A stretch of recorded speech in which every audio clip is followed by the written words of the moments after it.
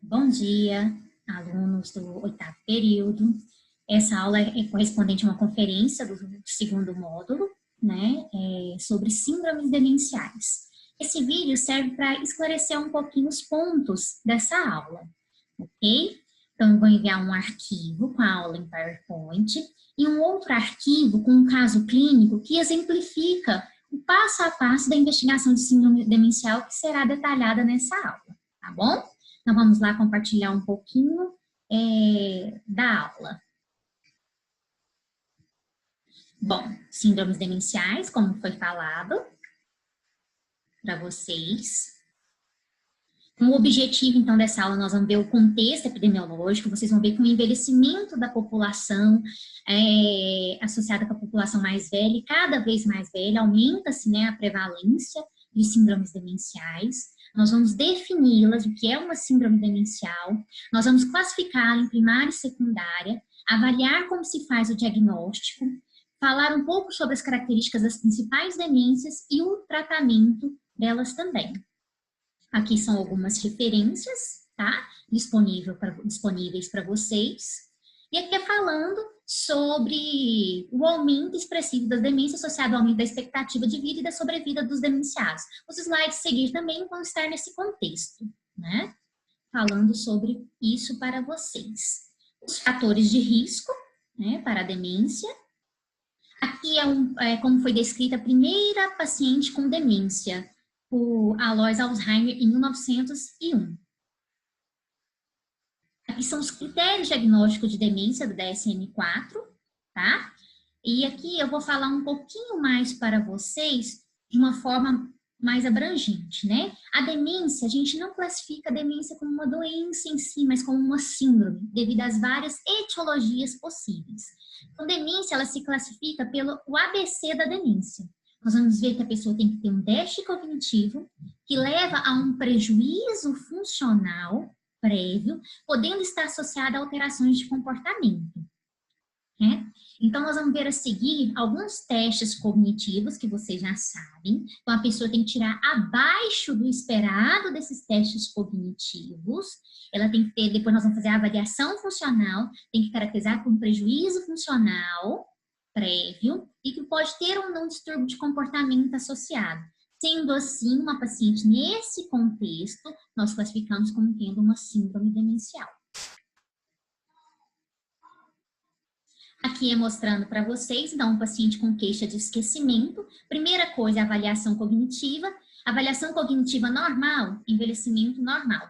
Alteração na avaliação cognitiva abaixo do esperado para a escolaridade.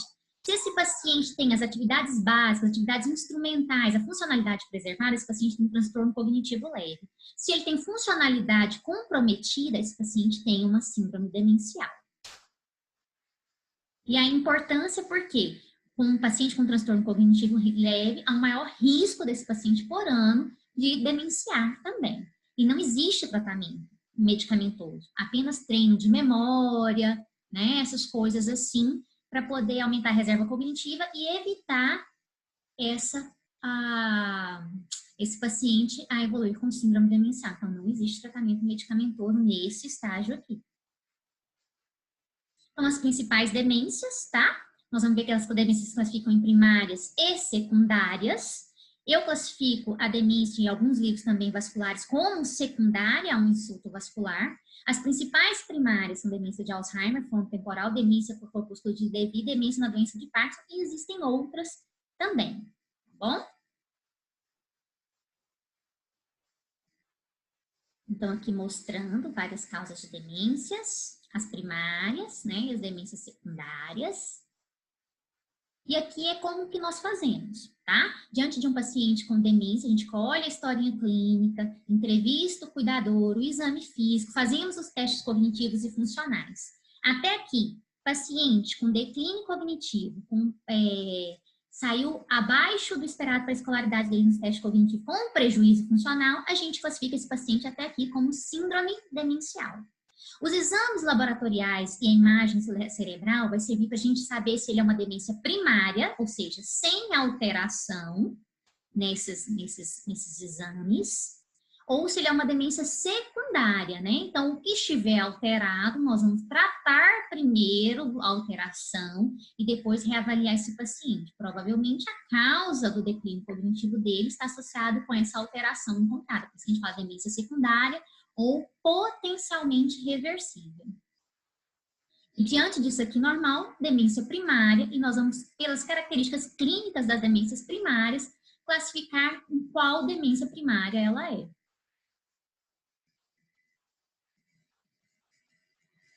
Novamente, sobre a história clínica, a avaliação de funcionalidade, né? Aqui a gente fala em avaliação de AVD, atividade básica de vida diária, que é o autocuidado. Aqui é a AIVD, capacidade instrumental de vida diária, que é eles cuidar do ambiente onde ele vive, né? Aqui são algumas alterações de exame físico que fazem nos sugerir algum tipo de demência, tá? Demência por corpúsculo de Levy, demência na doença de Parkinson, atrofia de múltiplo sistema, doença de Huntington, paralisia supranuclear, tá bom? Frontotemporal, hidrocefalia de pressão normal, demência de Alzheimer, demência por corpúsculo de Levy, diabetes, insuficiência renal, insuficiência hepática, síndrome paraneoplásica. E aqui são alguns testes cognitivos, tá? A cognição engloba todas essas áreas aqui. E aqui, como vocês já sabem, o mini exame do estado mental, ele varia de 0 a 30, e conforme a escolaridade, a gente avalia se esse paciente tem déficit cognitivo ou não.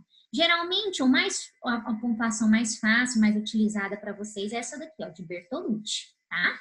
Para pacientes analfabetos, o normal é que ele faça acima de 13 ou mais pontos, em 1 a 8 anos, incompleto 18 ou mais pontos, maior ou igual a 8 anos, 26 ou mais pontos. Abaixo disso, a gente fala que esse paciente tem um declínio cognitivo.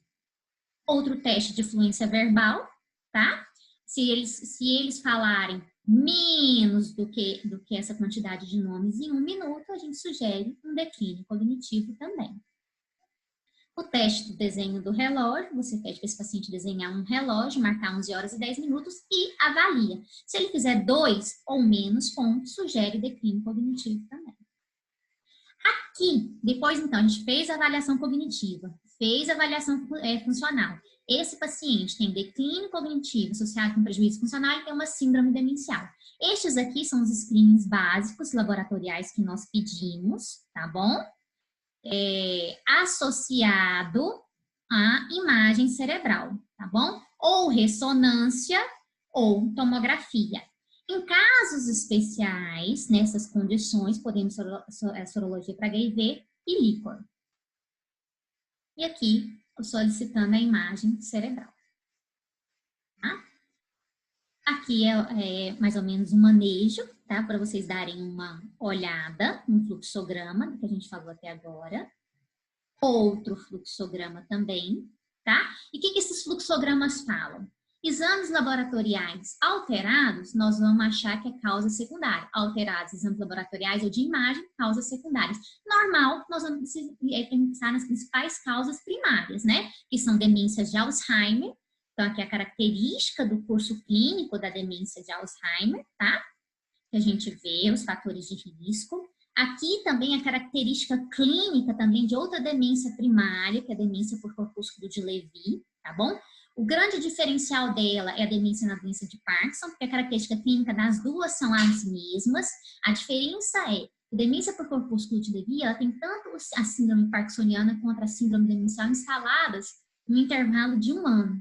Diferente do parkinsonismo, que a síndrome demencial vai instalar depois de 1 ano do parkinsonismo instalado. Geralmente, quando o paciente com Parkinson demencia já tem geralmente mais de 8 anos de doença, mas acima de 1 ano, a gente já fala em demência na doença de Parkinson.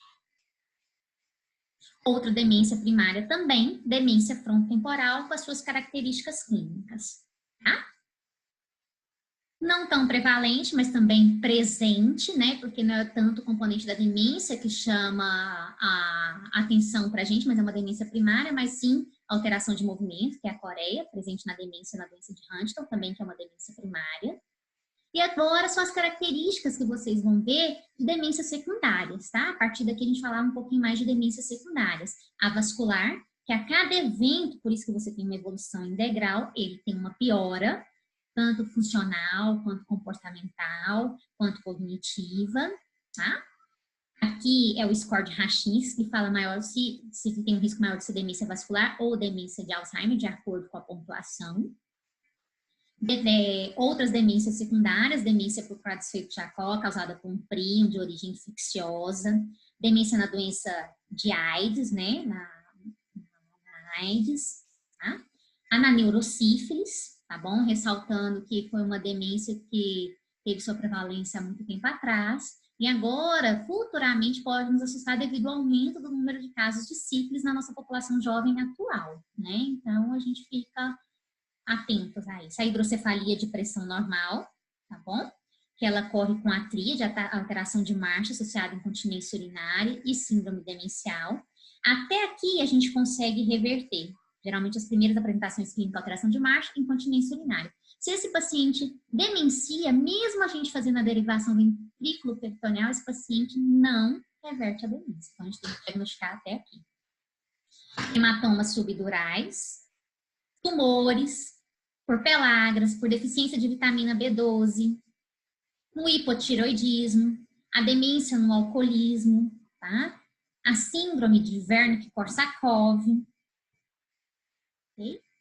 Então, diante disso tudo, né, nós vamos tentar minimizar as alterações na cognição para tratar no comportamento, nas atividades de vida diária desse paciente, otimizar algumas outras coisas necessárias para cuidar desse paciente, porque esse paciente vai ter a autonomia prejudicada, a independência dele também vai se tornar um paciente dependente, então a gente tem que avaliar outras coisas além do tratamento sintomático. Não existe cura, tá? Hoje o que existe são medicações que ela retardam, né, a evolução da doença, mas cura, reversão não, tá? Bom, hoje nós temos duas classes, que são os inibidores da acetilcolinesterase e os antagonistas do receptor de NMDA, tá? São os 3 representantes. A gente pode iniciar esse na fase inicial até fase mais grave, enquanto houver o benefício da medicação. E o inibidor do receptor de NMDA iniciar em fase moderada a grave, ainda quando houver benefício da medicação. Quem tem indicação de receber essas medicações? Apenas na demência de Alzheimer, demência por corpúsculo de Levy, demência vascular e na demência na doença de Parkinson. As demais demências, inclusive a frontotemporal, nós vamos tratar, no caso, outras demências, né, a tratar a causa, e no caso, por exemplo, da demência frontotemporal, que é uma primária, e nas outras demências também, tratar os distúrbios de comportamento. Apenas nessas 4 demências, nós estamos liberados a utilizar essas 2 classes de medicação para tratamento. Tá? Aqui são alguns distúrbios de comportamento e algumas drogas que reduzem esses distúrbios de comportamento. Aqui é a evolução da perda funcional e do uso da medicação nas fases da demência, tá bom?